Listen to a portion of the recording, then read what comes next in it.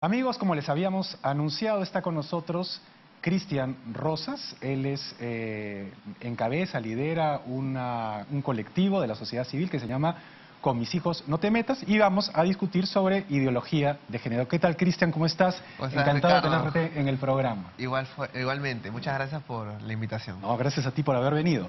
Cristian, ¿tú tienes hijos? Claro, una hijita. Ajá. Tengo una hijita de 2 años. Recién está en jardín, ¿no? O sea, que con ella por lo menos nadie se puede meter por el momento. Por el momento. Cuéntame cuál es la idea del colectivo. ¿Por qué con mis hijos no te metas? ¿Con qué no se tienen que meter con tus hijos? Muy buena pregunta, Ricardo.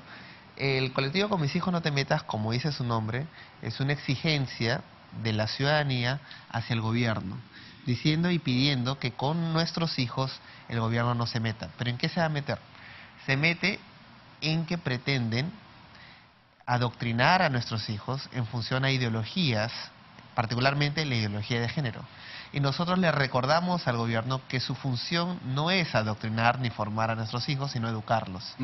Y que la formación es un rol que pertenece a los padres de familia. Yo te digo, es un colectivo de la sociedad, pero de un sector de la sociedad, porque no engloba a toda la sociedad. Claro, hay un sector, digamos, que se opone a lo que ustedes piensan. Entonces, no es que toda la sociedad esté, digamos, cohesionada con... Claro, efectivamente, hay diferentes opiniones, pero más allá de las opiniones o posturas, nuestra postura es constitucional. O sea, es irrelevante si somos 1 o 1 millón, porque estamos basando nuestro pedido en un derecho ya existente y reconocido por la Constitución. O sea, puede haber en oposición un 90%. Aún así, o sea, no significa que tengan el derecho para imponer una forma de pensar. Tú has hablado de adoctrinamiento. Exacto. Muy bien. Yo te pregunto, ¿tú consideras que la ideología de género, que vamos a tocar exactamente qué es en el transcurso del programa, es una postura ideológica, un adoctrinamiento que se llevaría a cabo en el colegio para con los niños, ¿no es cierto? ¿Cuál es la diferencia? Y tú rechazas eso, o sea, claro, rechazas ese adoctrinamiento porque supuesto. tú consideras, estoy entendiendo, por supuesto, que una cosa es educar y otra cosa es adoctrinar. Exacto. ¿Cuál es la diferencia entre ese adoctrinamiento y, por ejemplo, la enseñanza de un curso obligatorio de religión en los colegios? ¿No es también un adoctrinamiento hacia una determinada, digamos, fe, ¿no es cierto?, que de alguna manera no todos tienen el derecho de compartir? En ese sentido, tienes toda la razón. O sea, nosotros, bueno, en mi caso particular, yo soy protestante, evangélico. Nosotros hemos protestado toda una vida contra la imposición de la Iglesia Romana Católica y hemos luchado toda una vida por el Estado laico. Entonces nosotros, es más, nuestros hijos antes, o bueno, los hijos de los evangélicos o protestantes, eran obligados a llevar el curso de religión, inclusive a hacer la primera comunión. Hemos marchado tanto en la historia en los años 70, 80, para que seamos exonerados del curso de religión. Ahora, eso no significa que el curso de religión no se dé. Se tiene que dar como una cuestión de cultura general. Entonces ahí te pregunto. Pero no como una postura de Estado. Ajá, entonces ahí te pregunto yo. Esta digamos, ideología de género, como tú le llamas, ¿no estaría, digamos, en el mismo nivel si es que fuese un curso? Es decir, como cultura general, yo enseño a los niños que existen, pues, determinadas visiones del sexo, doy toda una visión, digamos, objetiva y tal vez plural de lo que puede pensar cada uno, y sería básicamente lo mismo que doy un curso de religión en el contexto general. Exacto, pero ahí, como bien lo has mencionado, por último, esto, que es la enseñanza del género, caería en el curso de estudios sociales. No como óptica general de la educación, no como óptica formativa al educando. ¿Por qué?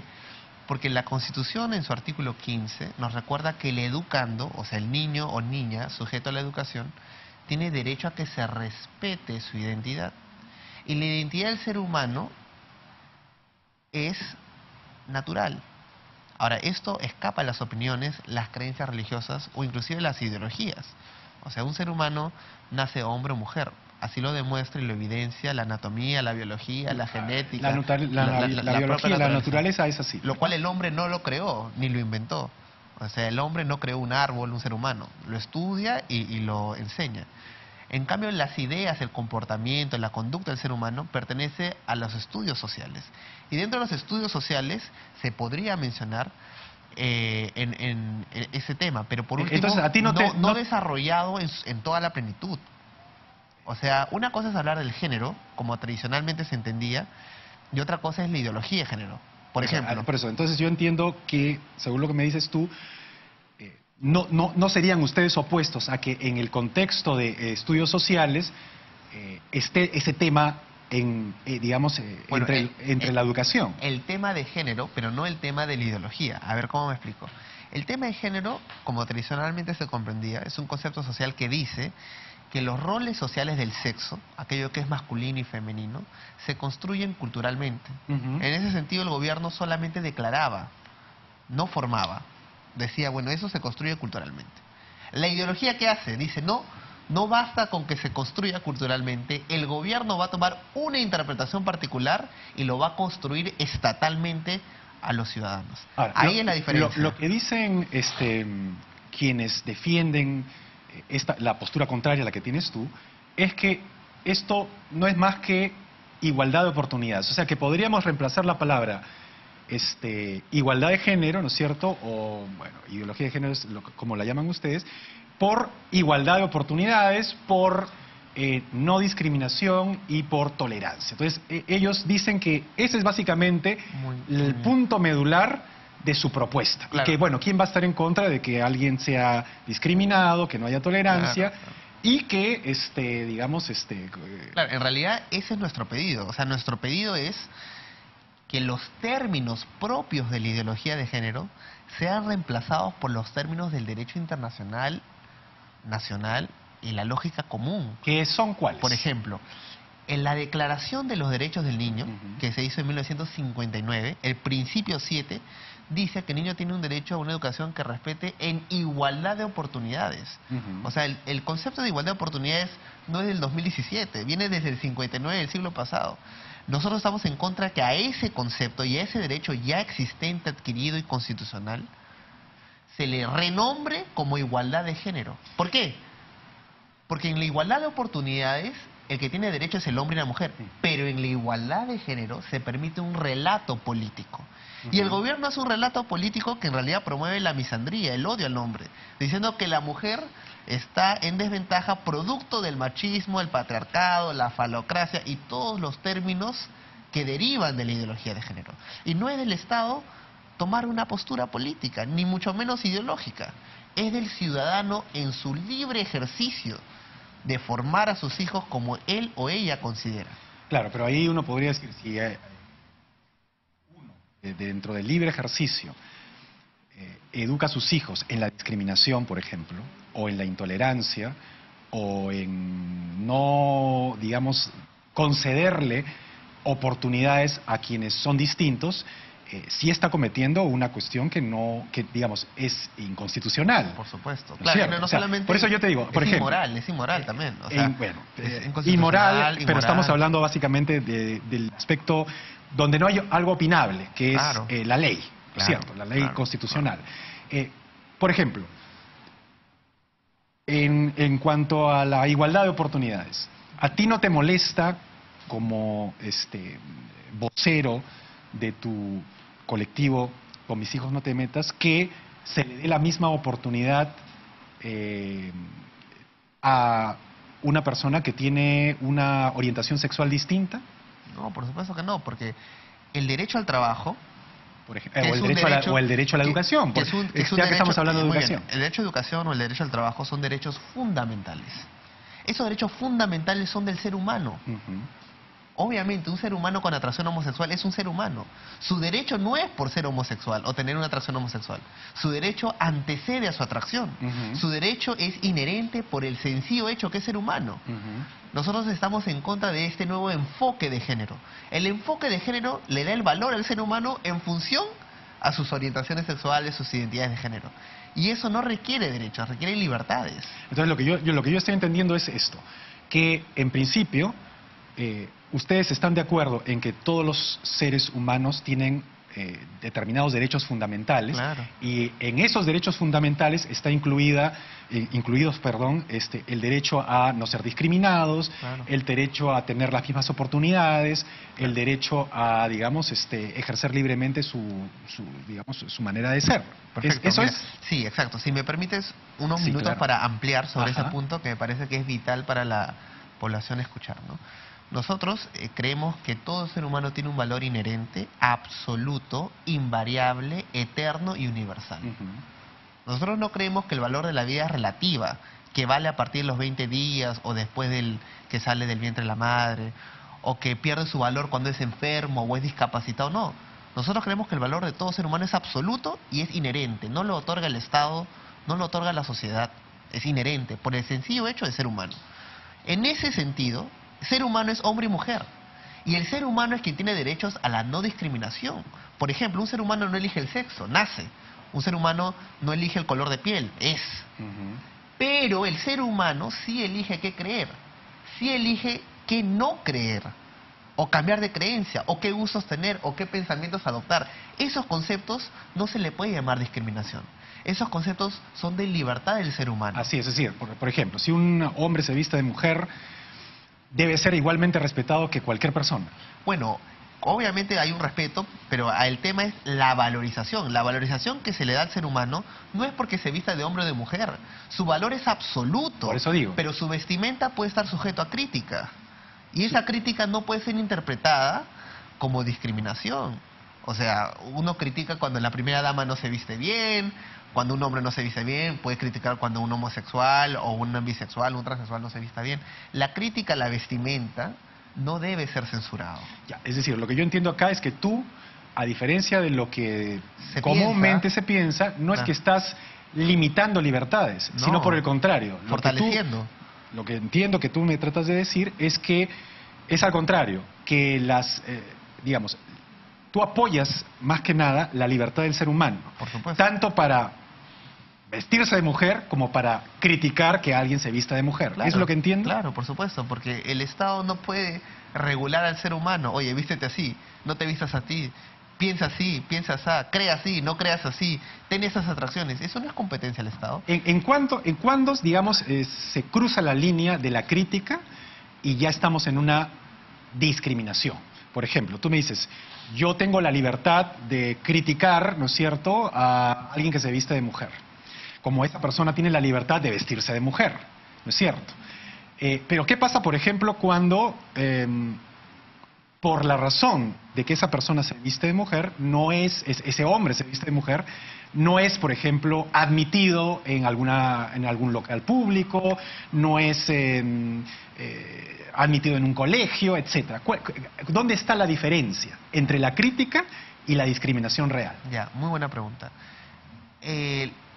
La discriminación se supone que es al ser humano, obviamente al ser humano.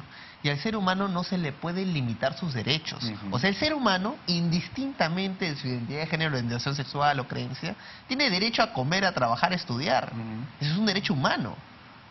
No es una cuestión de opinión. O sea, si alguna persona considera que por tener una creencia, un pensamiento, una orientación sexual o una identidad construida, se le limita el derecho, la persona está equivocada, pues. Pero acá hay otra diferencia muy delgada. Uno no puede abusar del derecho tampoco, Ajá. porque existe el abuso del derecho. O sea, yo no puedo, en nombre de la religión, por decir, meterme a un lugar, a una discoteca gay, por ejemplo, y comenzar a predicar, a hacer disturbios. Ujú. Viceversa, ellos no se pueden meter a un templo cristiano católico a besarse, a provocar. ¿Por qué? Porque choca con la creencia directa de ese complejo, que no Ya. es público, es privado. Ya. En ese sentido, cada institución se reserva el derecho de admisión. O puede decir, compórtese porque ese es un lugar sagrado. Acá no se admite eso. ¿Por qué? Porque choca con las creencias sagradas y religiosas. Ya, pero digamos... Pero eso es en lo privado, ¿no? En lo público, cada uno es libre. Se pueden hacer lo que consideren, ¿no? Ya, entiendo. Pongamos una hipótesis, digamos, para aterrizar los conceptos. Tú eres director de un colegio. ¿Ya? Porque, digamos, te lo digo porque como Por ejemplo, estás apadrinando, digamos, un colectivo que se llama Como Mis Hijos No Se Metas, puedo decir que podría ser director de un colegio. Y vienen a inscribir en tu colegio, que es, puedo entender que puede ser un colegio religioso, ¿no es cierto? Claro. Un padre de familia que viene con su niño, ¿no es cierto?, a inscribirlo en tu colegio. Pero el padre de familia es un padre de familia que, digamos, es un hombre vestido de mujer. ¿Habría una discriminación ahí contra ese niño? Es decir, ¿lo admitirías en tu colegio? Claro. O sea, ¿admitirías a ese padre de familia vestido de mujer en las asambleas de padres de familia? Claro, porque quien tiene el derecho a estudiar no es el padre, es el hijo. Ajá. ¿Y el padre tiene derecho a intervenir en las asambleas de padres de familia? Claro, puede dar su opinión, ¿por qué no? O sea, es un derecho humano. Creo que lo que se confunde es la libertad con la imposición. Por ejemplo, vayamos al caso del niño. Imaginemos que el niño es afeminado, para hacerlo más concreto, ¿no? Y los amigos del colegio se burlan. Ah, mira, este hijo, igual que su papá, y se burlan, ¿no? ¿Cuál debería ser la actitud de un profesor? Obviamente, la de pedir respeto, porque es un ser humano, indistintamente de lo que él pueda sentir o pensar, más no darle un respeto por su pensamiento o por su forma de sentir. O sea, el niño tiene respeto por el solo hecho de ser humano. Y ahí es donde se enseña la tolerancia. Y la tolerancia, que es, aun cuando tú no aceptes su atracción, respeta. Pero la diferencia entre tolerancia e imposición es que a los niños le dicen, ustedes son víctimas de estereotipos culturales y ustedes son homofóbicos por la crianza que han recibido de sus padres. Por lo tanto, ustedes tienen que disculparse y aceptar. Eso es imposición. Tolerancia es, está bien, discrepen, pero respeten. Porque su valor no se da por su atracción o su forma de asumirse, sino por el sencillo hecho de que es un ser humano. Eso equivale, digamos, a cualquier ideología. Ya claro, hablamos a cualquiera. Sacamos el género de acá. Es que ese es el enfoque humano. Es decir, los comunistas, los socialistas, o cualquier, digamos, de ideología. Claro. O sea, en un currículo no puede haber un término. ¿Cuándo no se debe respetar una ideología, por ejemplo? Muy bien. Cuando la ideología amenaza la existencia del ser humano. ¿Me puedes poner un ejemplo de una ideología que amenaza la existencia del ser humano que no sea la de género? No, es más, te voy a poner 4 y lo voy a empalpar con género si me permites. La primera, por ejemplo, nazis. Los nazis decían, hay subhumanos, ¿no? Y dentro de las categorías subhumanos estaban lo que ellos ideológicamente consideraban que eran inferiores. Por ejemplo, los judíos, los testigos de Jehová, los homosexuales, etcétera. Entonces, los gypsies, los roma. Entonces, iniciaron un plan de aniquilamiento para purificar la raza. Esa es una ideología inaceptable. Una ideología donde ya se convierte inaceptable porque choca con la dignidad absoluta del ser humano. Otra ideología. Igual el comunismo. El comunismo decía, el individuo, el ser humano, debe ser sacrificado por el valor del conjunto, de la clase. Por lo tanto, si mueren 10.000, 100.000, etcétera, por la revolución, es parte del precio a pagar. Por eso se hablaba no de ciudadanos, sino de sujetos del Estado. Sujetos del Estado. Así como Orwell lo describía, ¿no?, sobre el Estado. Esa es otra ideología. De la misma forma, ahora, siguiendo la misma secuencia, la ideología de género ve al ser humano como un medio de realización. Y dice, bueno, el ser humano piensa así de la naturaleza, porque así le han instruido la cultura, todo. Pero ahora hay que adoctrinarlo, hay que deconstruirlo para volver a construir a la imagen de la ideología. Pero eso es un abuso. ¿Por qué es un abuso? Porque la Asociación Americana de Psiquiatría, hasta el día de hoy, considera un trastorno mental que un hombre se asuma mujer. Y enseñarle eso a un niño o normalizar esa conducta es un abuso infantil. ¿Cuál es la diferencia entre la libertad y la enfermedad? Porque, digamos, los actores se visten de mujer, puedo yo, digamos, en el manejo de mi libertad decir, bueno, pues, ¿por qué no? Exacto. La libertad sin ley es libertinaje y es opresión. En realidad es nocivo. La libertad requiere de un equilibrio, el equilibrio de respeto y la tolerancia. Mi libertad termina cuando empieza la tuya. O sea, yo puedo tener atracción por X, ¿no?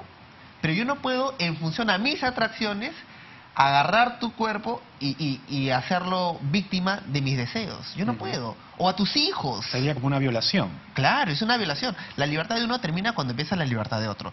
Y en este caso, el Estado, a través del gobierno, estaría violando los derechos humanos que son superiores de nuestros hijos, para decirle a nuestros hijos que tienen que ser construidos su identidad a la imagen y semejanza de esta ideología. Entonces, resumiendo, porque ya nos queda apenas un minuto, tú no estás de acuerdo, perdón, tú estás de acuerdo en que no se debe discriminar, claro, en que hay que ser tolerante, por supuesto, y en que se deben dar oportunidades a todos por igual, por el solo hecho de ser humanos. Exacto, el enfoque humano. Es el enfoque humano. No tiene nada que ver con las ideas que cada humano puede tener. Exacto. Entiendo también que hay ideas que son muy condenables, como claro, los ejemplos que has puesto. Es decir, que esas ideas de por sí se tienen que rechazar porque son van contra la dignidad del ser humano propiamente dicho.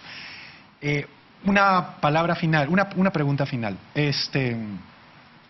Hoy estamos todos, de alguna manera, viendo cómo hay una amenaza integrista en el mundo, ¿no es cierto?, por lado de una religión, que es básicamente, no toda, pero digamos es la religión maometana, en la cual, de alguna manera, ciertos elementos, el Estado Islámico me refiero, tiene también una actitud absolutamente, ¿cómo podríamos decir?, drástica, más que drástica, con los homosexuales. Los lanzan sentados en una silla de un edificio. Claro. ¿Esa es una ideología condenable?